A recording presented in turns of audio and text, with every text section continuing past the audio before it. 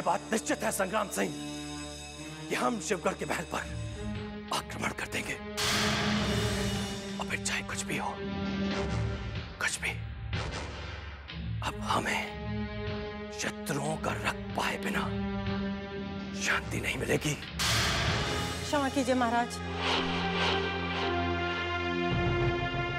आपसे अनुमति लिए बिना मैंने युवराज आनंद सिंह को शीश महल में रहने का प्रबंध करवा दिया महाराज, क्योंकि विजयगढ़ में वही एक ऐसा महल है जहां हमारे युवराज पूरी तरह से सुरक्षित रह सकते हैं। तुमने ठीक निर्णय लिया है पद्मनी।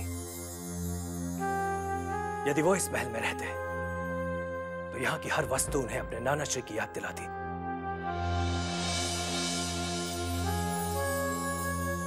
और अपने बड़े भाई की अनुपस्थिति में उनका मन कभी भी इस विशाल महल में नहीं लगता।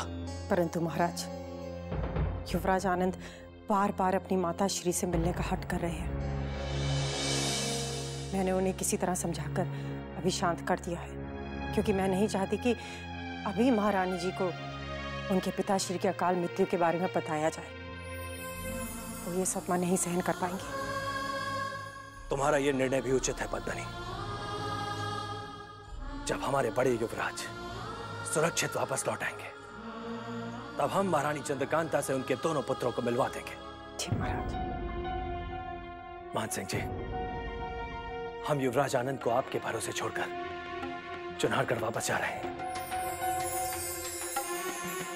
क्योंकि हमें महारानी चंद्रकांता का ध्यान रखना है, उनका उपचार करवाना है। आप युवराज आनंद की ओर से निश्चिंत रहिए महाराज। हम उन्हें किसी प्रकार का कोई दुख और कष्ट नहीं होने देंगे। ऐसे भी प्रभु ने हमें कोई संतान नहीं दी है महाराज, इसलिए हम युवराज आनंद को इतना स्नेह देंगे कि वो नाना श्री की यादों से मुक्त हो जाएंगे। युवराज आनंद सिंह की ओर से तो हम चिंता मुक्त हो गए हैं मान सिंह जी, परंतु युवराज इंद्रजीत सिंह को प्राप्त करने के लिए अभी भी हमें युद्ध ही एकमात्र विकल्प दिखाई दे रहा है। हमें एक अंतिम अवसर दीजिए महाराज। युद्ध होने से पहले अपने महायोद्धाओं को अपने रणनीति पर पूर्ण विराम लगाने दीजिए।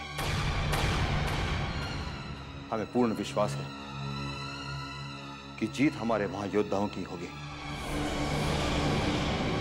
हमें अपने महायोद्धाओं का साथ देने शिवगढ़ के जंगलों में जाने की आज्ञा दीजिए महाराज। ठीक है संग्राम सिंह, हम आपको आज्ञा देते हैं, परंतु अतिशीघ्र हमें अपने युवराज इंद्रजीत सिंह वापस चाहिए।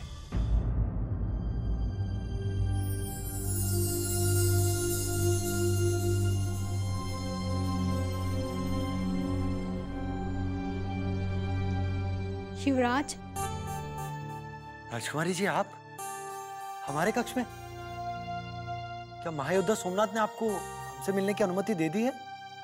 वो कौन होते हैं हमें अनुमति देने वाले? परंतु कल आपके सामने ही तो मृणालिनी ने कहा कि महायोद्धा सोमनाथ ने आपका हमसे मिलने और हमारे कक्ष में आने पर प्रतिबंध लगा दिया है। आप अचानक भ्रमित कैसे हो रहे युवराज? कल तो हम इस कक्ष में आए ही नहीं। ये आप क्या कह रही हैं राजकुमारी? कल हमने आपसे उस योजना पर बात की थी जो आपने हमें मुक्त कराने के लिए बनाई है, परंतु कल मृणालिनी के आ जाने से हमारी बात अधूरी रह गई थी। यदि ये आपका भ्रम नहीं तो अवश्य ही हमारे किसी शत्रु ने आपको छलाया युवराज, जिसका पता हम अतिशीघ्र लगा लेंगे।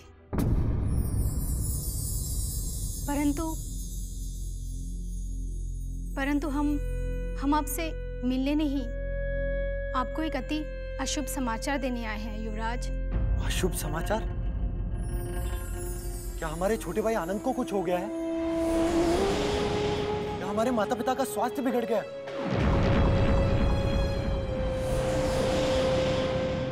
हमारे गुप्तचरों का कहना है कि विजयगढ़ के महल में आपके नानाश्री का स्वर्गवास हो गया है, वो अब इस संसार में नहीं रहे। आप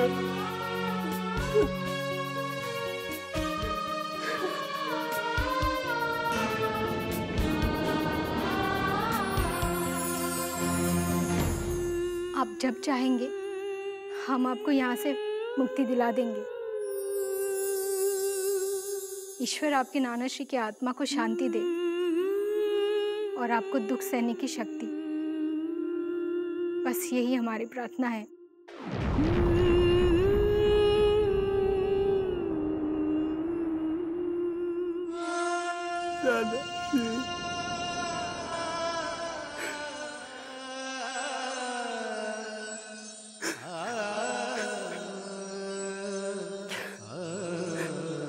यदि उस नरबक्षी को बंदी बनाने हम नहीं जाते तो आपको हमें खोना नहीं पड़ता नारद जी। हमारे वियोग के दुख ने आपके प्राण ले लिए और इन सब के दोषी हम हैं।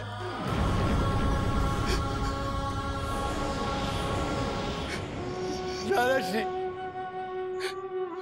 हमें भी अपने पास बुला लीजिए नाना श्री, हमें भी अपने पास बुला लीजिए। हम आपके बिना नहीं जी सकते नाना श्री।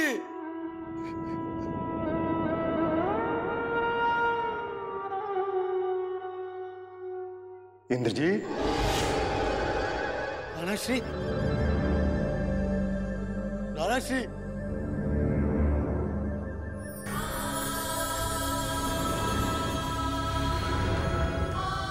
नाना श्री, नाना श्री कहाँ है आप?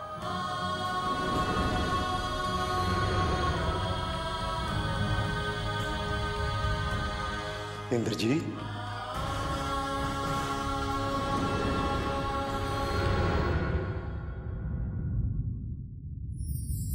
हम कब से तुम्हें अपने सीने से लगाने के लिए तड़प रहे हैं। आओ, हमारे गले लग जाओ।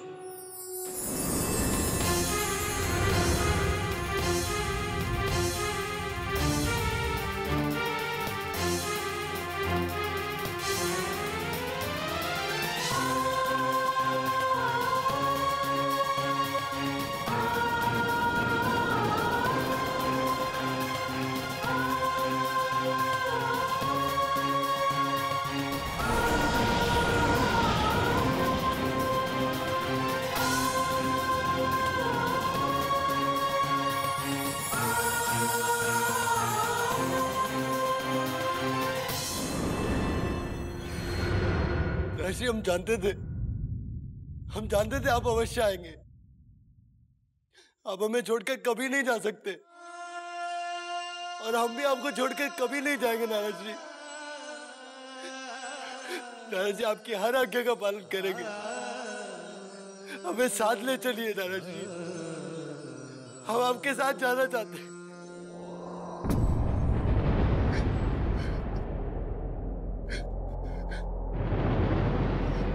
नाना जी आप बोलते क्यों नहीं है?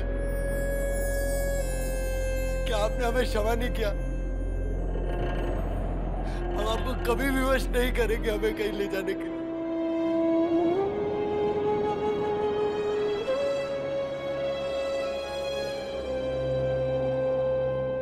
नाना श्री, नाना श्री, नाना श्री, नाना श्री आप कुछ बोलते क्यों नहीं? नाना श्री, नाना श्री, नाना श्री, नाना श्री,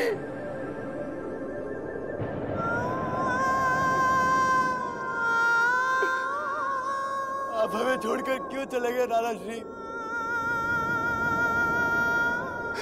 अब आनंद का क्या होगा? हमारा क्या होगा नाना श्री?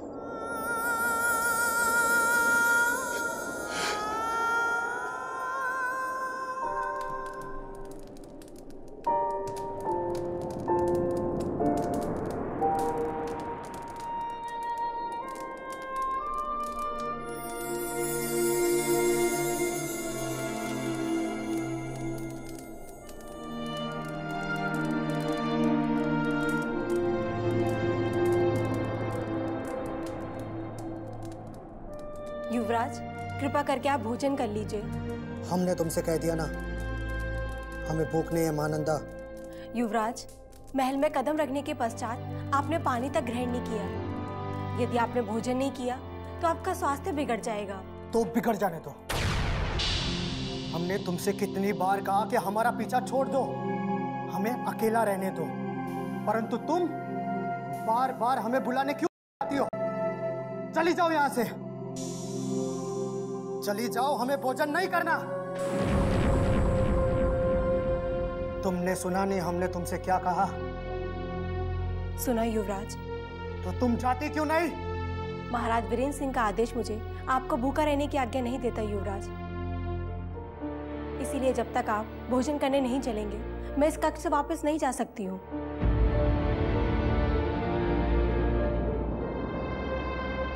हमारे भैया शत्रु की भूमि पर बंदी है और हमारी माता श्री मृत्यु शैया पर पड़ी है, और अब तो हमारे नाना श्री भी हमें छोड़कर चले गए,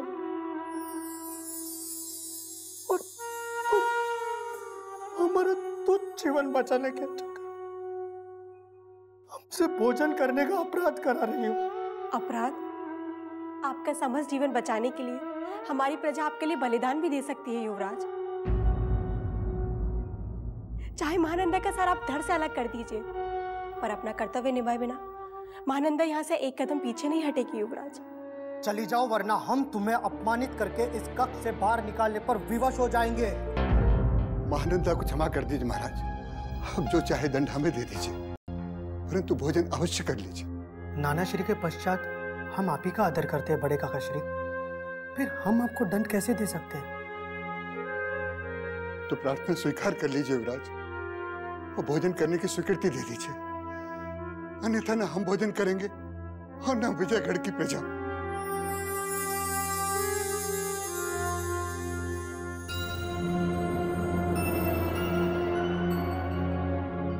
हम आपकी आज्ञा कैसे ठुकरा सकते हैं काका श्री, और हमारे भैया के बिना हमारे मुख में एक निवाला भी नहीं जाएगा। पता नहीं हम हमारे भैया के साथ फिर कब भोजन करेंगे और कब हमारे शिवगढ़ के शत्रुओं का नाश होगा।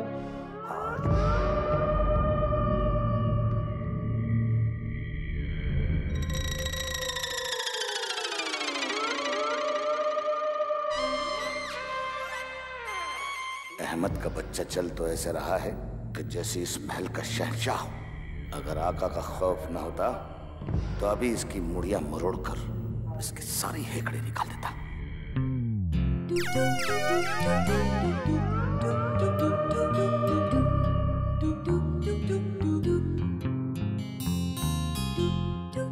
आदाब अर्ज़ हुजूर। कहाँ घूमते फिर रहे हो चंगू? कुछ काम धाम भी किया करो, वरना मुफ्त की रोटियां तोड़ तोड़ के भयानक मोटे भैंसे की तरह दिखोगे। कल से कुछ काम भी किया करूंगा हुजूर। कोई और हुक्म हो तो बताएं। हमारा हुक्म यह है कि आप हमें हुजूर नहीं कहोगे, क्योंकि हमें अच्छा नहीं लगता है। तो फिर क्या कहा करूं आपको? जनाब अहमद साहब? नहीं नहीं नहीं नहीं, ये भी अच्छा नहीं लगता है। हाँ, तुम हमें आका कहोगे। कुल आलम जानता है इस कायनात में अगर हमारा कोई आका है तो सिर्फ और सिर्फ महायोद्धा सोमनाथ, और उनके अलावा हम किसी और को आका कहने की जुर्रत भी नहीं कर सकते। अब तुम्हारे आका के दिन लद गए चंगू, क्योंकि तुम्हारा सोम हमारे हुजूर का गुलाम हो गया है, इसलिए तुम्हें आका कहना ही पड़ेगा। चंगेज सब कुछ बर्दाश्त कर सकता है, लेकिन अपने आका की बेइज्जती नहीं। अब अगर तेरे अदना से मुंह से कुछ भी मेरे आका के खिलाफ निकला तो ये बगले की तरह गर्दन मोड़ मोड़ कर क्या सोच रहे हो चंगू? आज से तुम उस बुज़दिल सोम को नहीं, हमें आका कहोगे। अगर तुमने हमारा हुक्म ठुकरा दिया तो तुम्हें और महल में पड़े बिन बुलाए मेहमान सोमनाथ को फांसी पर लटका दिया जाएगा, समझे?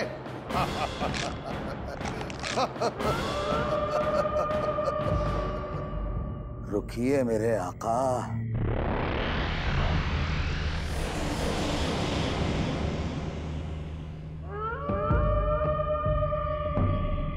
करीब आइए।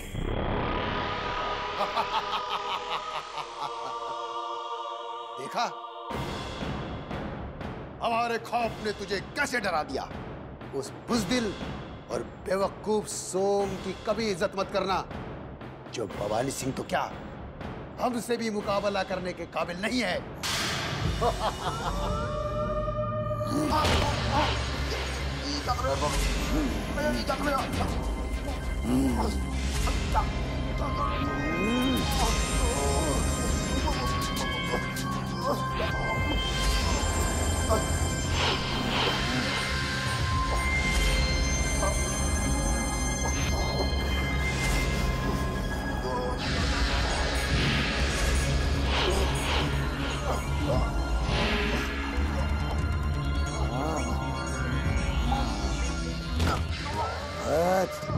तुम गंदी नाली के कीड़े हो अहमद। जहां भी जाओगे गंदगी फैलाओगे और गंदगी चंगेज खान को पसंद नहीं है। आज तुमने मेरे आका की शान में गुस्ताखी करके अपना कफन खुद ओढ़ लिया है। तुम्हें नहीं मालूम कि वफादारी का दूसरा नाम चंगेज खान है। आज चंगेज खान ना चाहते हुए भी तुम्हारे गंदे खून से नहाएगा। लेकिन चंगेज खान को जिंदगी भर इस बात का अफसोस रहेगा कि उसने अपने आका के हुक्म को टाला है। आज मैं तुम्हें ऐसी दर्दनाक मौत दूंगा कि इस महल की सुनी दीवारें कांप उठेंगी।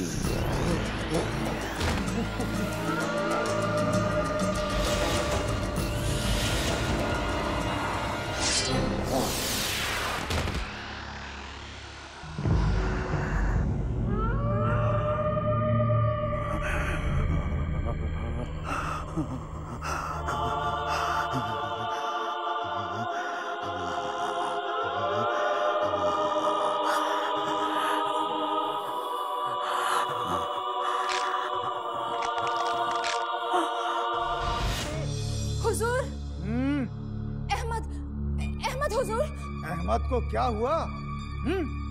क्या वो रुग्ण मच्छर फिर से हमारे घर के या हमारी घरवाली मोहिनी के आसपास भिनभिनाता हुआ पाया गया है? यदि हमारा अनुमान सत्य है तो हम स्वयं भीम और बलवान की माँ को डोली में सजाकर उसकी गंदी झोपड़ी में फेंक कर आएंगे और ये उसके लिए मृत्यु दंड के समान होगा। हुजूर, अब उसे मृत्यु दंड देने की कोई आवश्यकता नहीं है। उसकी मृत्यु हो चुकी है। ये लो। अरे शैतान कभी मरता नहीं है केसरिया। जरूर तुम्हारी आंखों को कोई धोखा हुआ है। और जिसे तुम मरा हुआ समझ के आ रही हो ना, वो अहमद नहीं बल्कि अहमद की शक्ल के जैसा दिखने वाला कोई चुसा हुआ आम होगा, है ना हुजूर? नाजिम बिल्कुल ठीक कह रहा है केसरिया। अवश्य ही तुम्हें कोई भ्रम हुआ होगा, क्योंकि अहमद हमसे अपना पूरा वेतन लिए बिना मर ही नहीं सकता वो। हुजूर, वो मर चुका है। यदि आपको यकीन नहीं है तो आप चलिए मेरे साथ और चल के इस महल के दक्षिणी गलियारे में देखिए। रक्त से लथपथ उसकी लाश पड़ी है हुजूर।